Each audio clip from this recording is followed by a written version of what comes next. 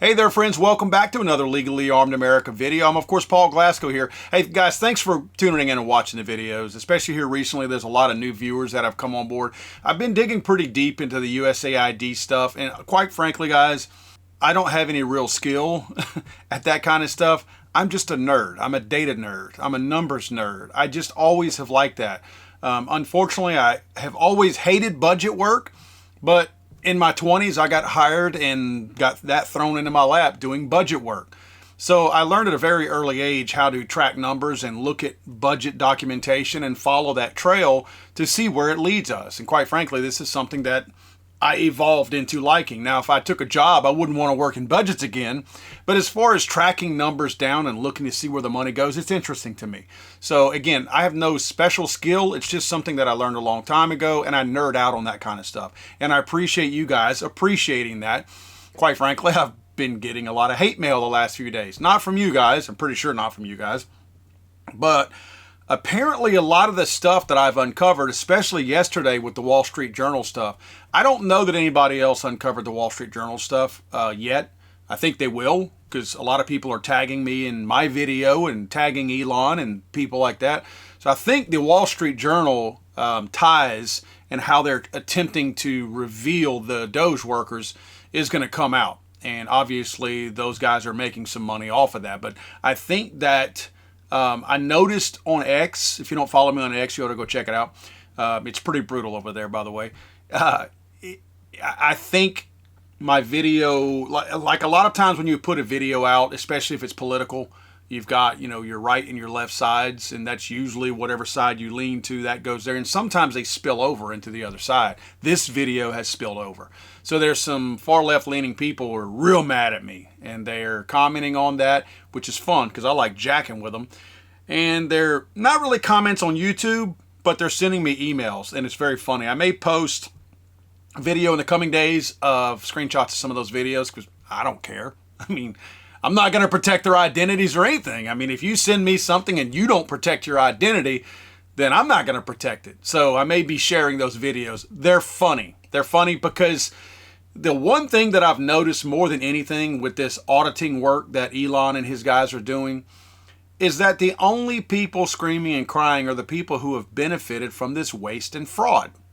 And I've got more on that today. I want to talk to you about Samantha Power. Samantha Power is an Obama person that I think we can all agree that the Biden administration was pretty much a continuation of the Obama administration.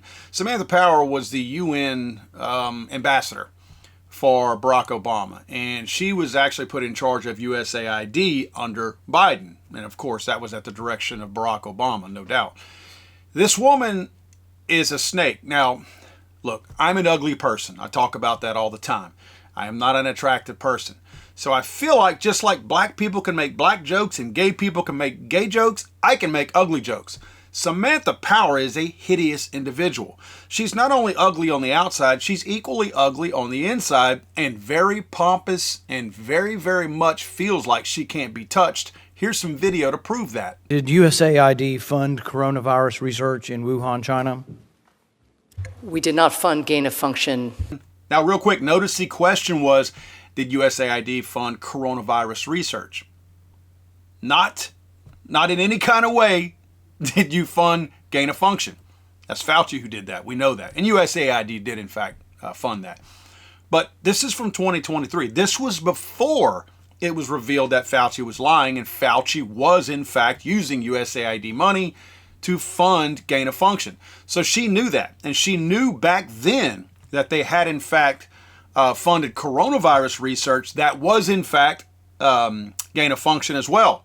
She was saying that, specifically stating that, calling herself out, pretty much raising her hand and outing herself, saying that we didn't provide gain of function research. She was already creating that argument back then, trying to deflect from what, again, we now know that they did, in fact, fund gain of function through Fauci's organizations. This is a $200 million program, and the GAO has also identified that some of these grants went directly to the Wuhan Institute of Virology, where there is a suspicion that the lab leak began the pandemic.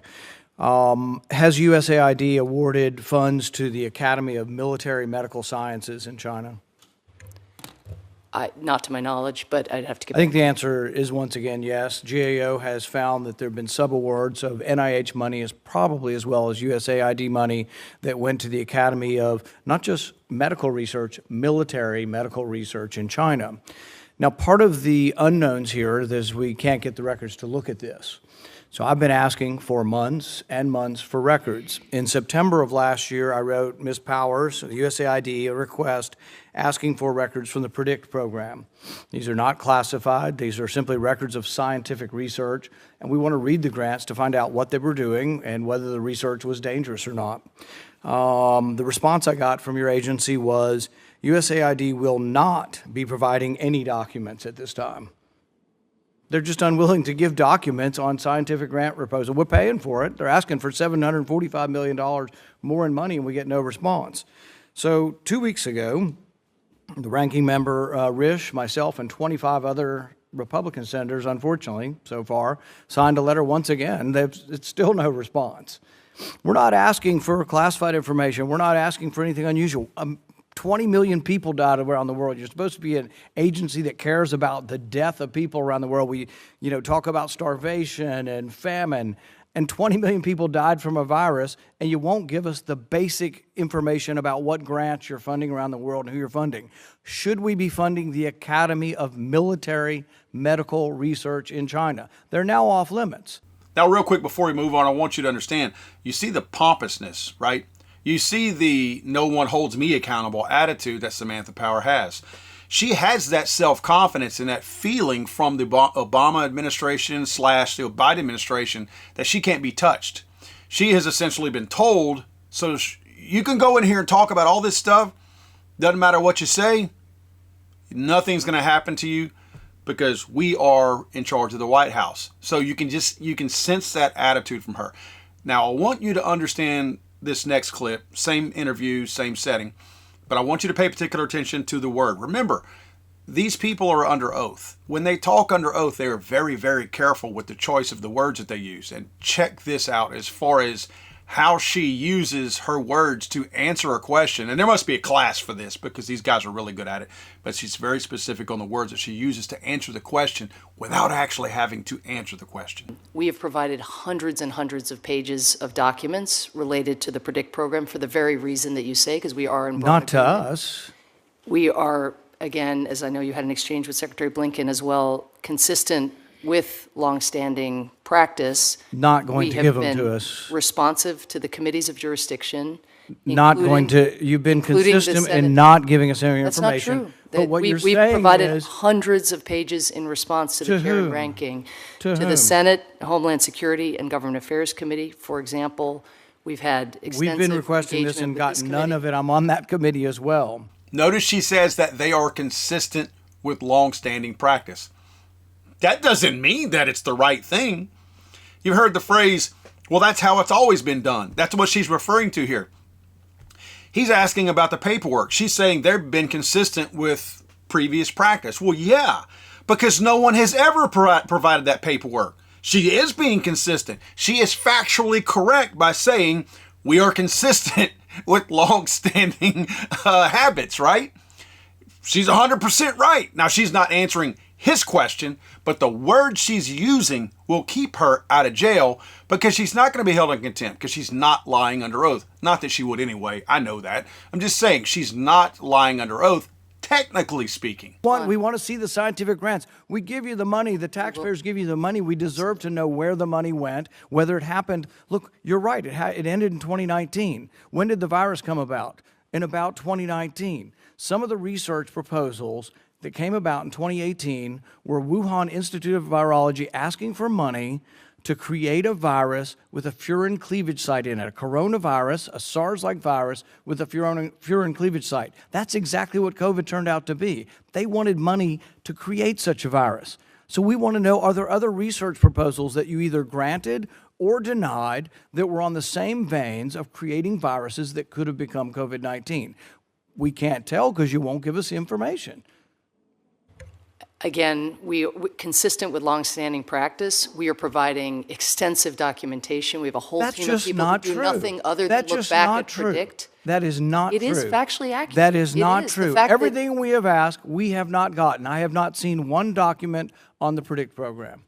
I understand that, again, consistent with common practice Consistent across that you're not going to give administration. it to any senator. No, we're providing all of the kinds of documentation that you're You are describing. not. You're We being are. dishonest. We- You're being No, I'm dishonest. not. I'm We haven't absolutely gotten not. one scrap of paper from you. Not one Again, scrap of with paper. the committees of jurisdiction, we are providing all of the paperwork You that's are been not. requested by the I'm on chair the and other ranking. committee. I'm the ranking member on the Well- other committee, and I haven't seen a scrap of paper from that committee either. Well, that is. See, here's what the I can American tell you what has people, the happened. American Actually, people, I can't tell you what the happens American at the committee. people think. I thought that was funny. She's saying the committee. She names the committee by name that they have provided information to, and he's saying I was on that committee. The reason why she can say what she's saying and not seem like she's lying, they are providing hundreds of pages to the Senate and these committees. It's just not the pages they're asking for. Rand Paul is asking for specific pages of documentation from USAID. USAID goes out and grabs 100 other pages that they did not ask for and provides that to them so that when she's under oath, she can say, we've provided y'all hundreds of pages. And technically, again, she ain't lying. So technically speaking, there again, she's talking about factually accurate. Her statement is factually accurate, even though the statement is not addressing Senator Paul's concerns.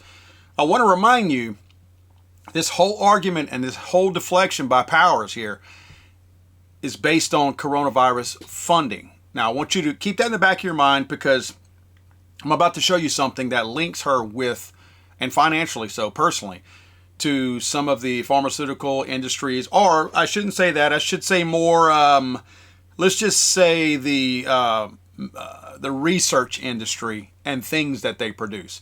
First, I want you to see this clip, basically confirming now, remember the clips we just looked at from Senator Paul are from 2023. Now we're going to see a clip from Secretary of State Rubio from just a few days ago, where he confirms exactly what I just said. These people don't feel like they are held to account by anybody, and they don't feel like they report to anybody, even though they should. They don't. They have basically evolved into an agency that believes that they're not even a U.S. government agency, that they are a global charity, that they take the taxpayer money and they spend it as a global charity, irrespective of whether it is in the national interest or not in the national interest. One of the most common complaints you will get if you go to embassies around the world from State Department officials and ambassadors and the like is USAID is not only not cooperative, they undermine the work that we're doing in that country. They are supporting programs that upset the host government for whom we're trying to work with on a broader scale and so forth. So they're completely unresponsive. They just don't consider that they work for the U.S. They just think they're a global entity and that their master is the globe and not the United States. And that's not what the statute says, and that's not sustainable. Can it be reformed or does it need to die? Well, that was always the goal, was to reform it. But now we have rank insubordination. Now we have basically an active effort where their basic attitude is we don't work for anyone. We work for ourselves. No agency of government can tell us what to do. Biggest thing that Rubio said there that sticks out to me, and I think we all understand that, was we knew that USAID was essentially an arm of the CIA. CIA slush fund is what it is. They go in there under the guise of feeding children with flies buzzing around their heads, and they destabilize those governments. They not only pay for the rebels to attack the government, but they give money to the government to attack the rebels. We do that. We play both sides. The U.S. government has always done that. It's a long-running thing. There's movies about it. There's books about it. It's a fact. So what Rubio is saying that they actually get feedback from all these embassies across the world where we are, and these governments are telling us, y'all are using y'all's money to screw things up. Now, you're not going to hear a lot of these countries complaining too loudly, especially the ones in Africa, because that's why they're so corrupt. Our government recognized that these governments were corrupt and that the money that we gave to the actual government to try to help their starving people or maybe people with famine, disease, and things like that, we recognized, CIA did, that these governments have people who are not honest people and that you can give them a lot of money and they're just going to become more and more corrupt. So what we've done is we have recognized that. So those people will never out themselves. You're not going to have anybody in some of those real corrupt areas of Africa come out and say, yeah, you know, the United States is destabilizing our government. Why? Because they're pocketing so much of that USAID money. Why would they do that? Now, they're not getting it now. So the longer it takes until that money starts back up again, if it ever does, you might start hearing those guys, those little squeaky wheels in Africa, you might hear them start sounding off because they're not going to get their gravy trains anymore. But we have certainly played a massive role, in fact, a primary role in the destabilization in so many of these governments. And it's not just Africa. I just mentioned how corrupt those governments are. Every government is essentially corrupt, but some are much more corrupt than others. And, you know, we send billions of dollars to some of these countries down there, and you never see anybody with more than a half a bowl of rice with flies buzzing around their head, and their country is still a dump. So they're not using any of that money, building no bridges, no buildings, but you see their presidential palaces and they're all lined in gold. So you know where the money's going. It's very, very obvious. But I wanted to swing back around to our girl, Samantha Power. This woman right here, again, she feels like she's untouchable, and for a while she was. But now the walls are closing in on her. And I want to show you this graphic that I put together real quick. Check this out. USAID annual salary for her was $180,000 a year. This was over a 3 or 4 year period of time. 3 years ago, her net worth was $6.7 million. Not too shabby. Not too shabby. I don't have $6.7 million. Today, however, 3 years later, her net worth is $30 million. Look at my bottom line right there. Samantha Power made $23.3 million in 3 years off of an annual salary of $180,000. That is 129 times what her salary is. That's as if she made $180,000 for 129 years in a row to accumulate an additional $23.3 million. So, where did the money come from? Rich, bitch! So I was able to pull up some information that everyone else has agreed on, that Samantha Power is worth $30.3 million, right? I know it says 10.1 to 30.3, but everyone has said she's probably worth in excess of that 30.3. So the last available public financial disclosure report that was on Samantha Power, I was able to get my hands on, and this is from the 2022 year. And all these people have to, this is like part of their ethics commitment to the federal government. Not that that matters. And it's funny using the word ethics when you talk about government employees. But that's where I got all this information from. It's all accessible online. You guys can grab it as well. Easy to get to. I can post some links if you guys are interested in going through this yourself, because it is pretty entertaining when you look at it. The first two things that popped up in her financial statement was transactions that she had made. Now remember the time frame that we're talking about, right? Johnson & Johnson, right there, you have a transaction. It's a sale transaction. Notice that. Very important that you notice what type. Some of them are sales, some of them are purchases. This is a sale, and let's just say upwards to $50,000. So she sold $50,000 worth of likely Johnson & Johnson stock. Remember, this was right before the negative press on the Johnson & Johnson vaccine being the one that was less desirable, that caused the most health risks out there. And she sold $50,000 worth of that potential stock. The next thing you see right there is Social Capital Partnership GP3. She also sold this for $5 million. Now, this place is interesting to me. I'll show you a little bit more on the company here in a second, but I wanted to show you this next page first. The Social Plus Capital Partnership LLC. Look at the organization type. It's an investment partnership. And look down below that, you're going to see them again. And this is income from them. This investment partnership called the Social Capital brought in $5 million to Samantha Power in 2022. What is Social Capital? I went to their website. Not a whole lot of information out there on them, but there is a little bit. Social Capital's mission is to build the future. Boy, doesn't that sound, quote, progressive. We do this by identifying emergency technology trends, partnering with entrepreneurs, that would be Samantha Power, that are trying to solve some of the world's hardest problems and help them build sustainable, well, there's that buzzword on the left, commercial and economic outcomes. Sustainable means green, by the way. If you're ever wondering when you read the word sustainable, that's kind of a dog whistle in any kind of wording If you throw that into a sentence, it means that these people are pro-green initiative. So anytime you see that, expect that company to be wrapped up in the green stuff. Looking forward, we believe that next decade of technology innovation will create multiple $10 trillion markets from, here we go, deep tech, where recent advances in frontier technologies can now be commercialized into sustainable businesses, to life sciences, where drug discovery is moving out of the realm of PhDs and chemists into the hands of computer scientists. And then she goes on to talk about other stuff. So this is an investment firm that you can take part in, invest your money, and these people are going to essentially give you insider information to invest your money into emerging technologies and emerging things out there. And what was emerging more than anything in the year of 2021 and even the 2022, it was certainly vaccine related stuff, vaccine or medical or anything like that. So anyone who was anybody, unless you were investing in a sheet of plywood, remember what those things cost back then, especially wood, which the price of that's never gone back down. But unless you were investing in lumber, certainly anything in the medical world, whether it be masks, remember that. I mean, remember masks were like gold for a while there, while the idiots still believed that they worked.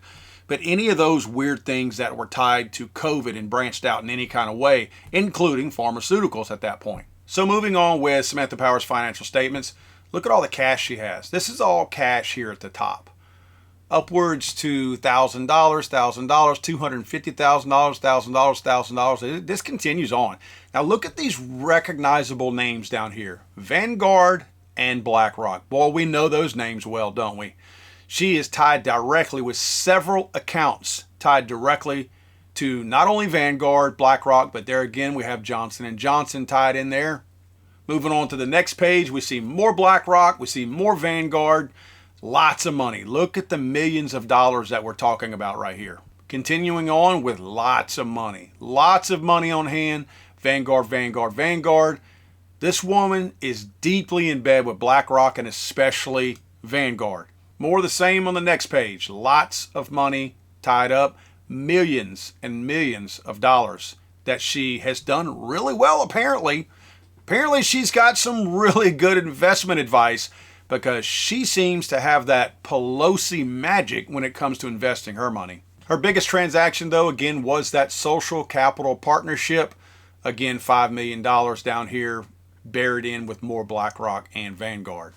So Samantha Power, during COVID, managed to make a lot of money by selling off dead stock or selling off dead shares in Johnson & Johnson once it started to tank as the truth came out on these vaccines. And she miraculously made a lot of money from a partnership with an investment firm that managed to focus on emerging technologies in science and other areas. And boy, what a boom they made, to the tune of $23.3 million over only a 3-year period of time. Friends, if you can't smell the corruption in this, if you can't see the corruption in this, and you go back and watch these videos where she was defiant in not answering the questions that elected individuals were asking her, and she was defiant under oath, and the reputation that USAID has worldwide, it makes all the sense in the world that the corruption is with these people. I think that it's time for Congress to call Samantha Power in. She may not answer anything because she's very gifted when it comes to lying under oath without lying under oath. She knows what to say and what not to say under oath.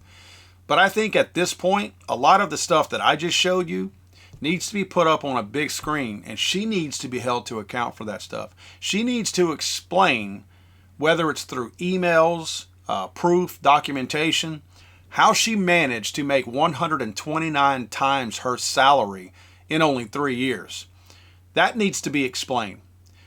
You're not going to convince me that she is some remarkable forecaster of futures or anything else out there like Pelosi. You're not going to convince me of that. Just like we know Pelosi is lying, we know Samantha Power is lying about the money that she had.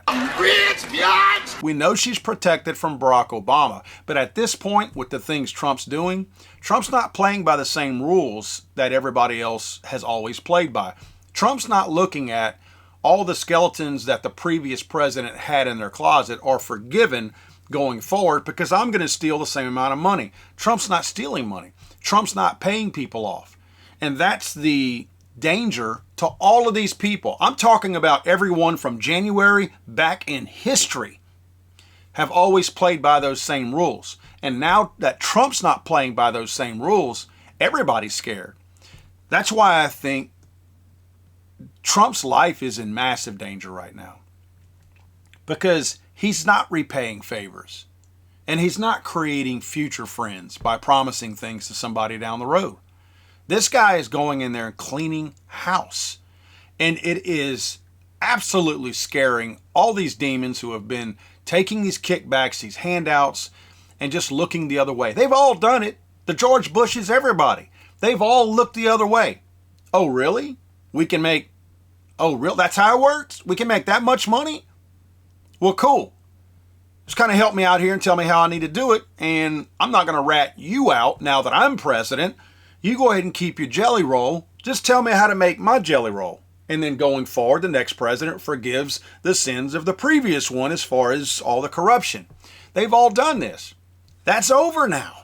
And it is petrifying these people. I wanted to mention also, talking about destabilizing the governments, you notice there's lots of pictures like this that you can go look at. It is not accidental that ISIS terrorists have been seen for years inside tents that were supplied directly by USAID. The Pentagon would airdrop weapons to Al-Qaeda and ISIS in Syria and then later dismiss it as an error. Oops, we didn't mean to do that. USAID was directly tied again with the assistance and aid and direct input by CIA, dropping all of this aid, including crates of money, tents, food, all this aid to ISIS. And then going, dang, we didn't mean to do that. We were supposed to drop it here, and we accidentally dropped it there. Really? This is 2025, and you're accidentally dropping stuff in the wrong place time and time again? And then we see them prancing around in their USAID tents? Come on, guys. At least don't drop something that has your logo on the side of it, really. I mean, the least you could do is not make that kind of critical mistake. Then you got to explain it away. You don't just have plain white tents that you can drop to our enemies out there. In closing, I think, again, the irony of these people mad that Elon and them are looking into the Treasury and USAID, but they ain't mad about what they're finding. They're mad that they're looking. They're not mad what they found. They have literally found billions in corruption. Billions in corruption and waste. And not one of these politicians has said, yeah, well, we're mad about the stuff they found, but we're also mad that they're looking. No, they're mad that they're looking. That's all they're mad about. And one point to bring up, none of these people were mad when they approved, Congress approved, 87,000 new IRS agents to come after us for money that we received that was $600. Not $600,000, not $6,000. $600. Some of you may have $600 in your pocket right now.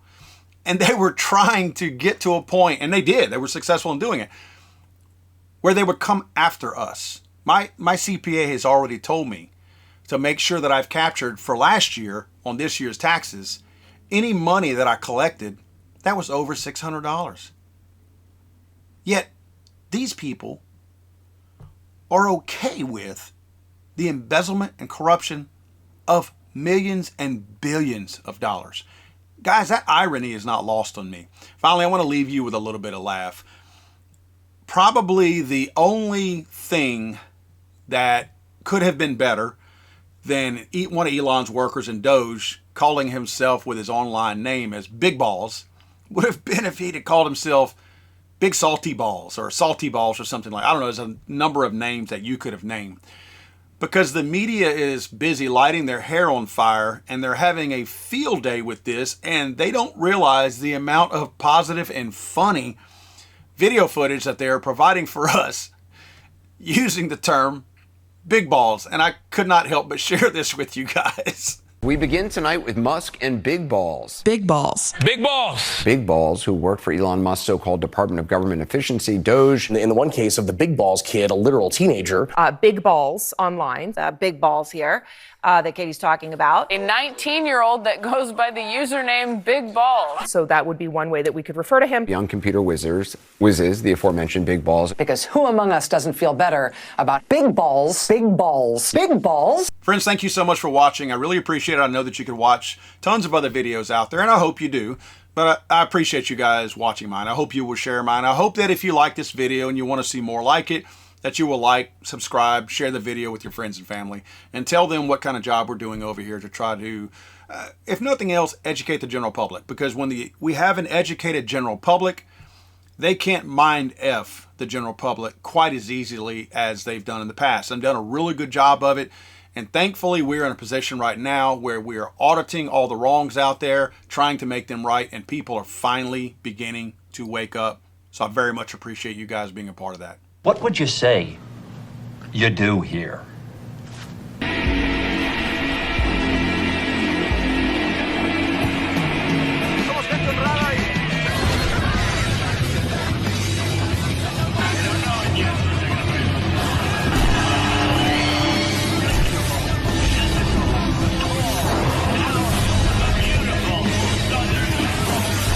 I'm sorry, I thought this was America.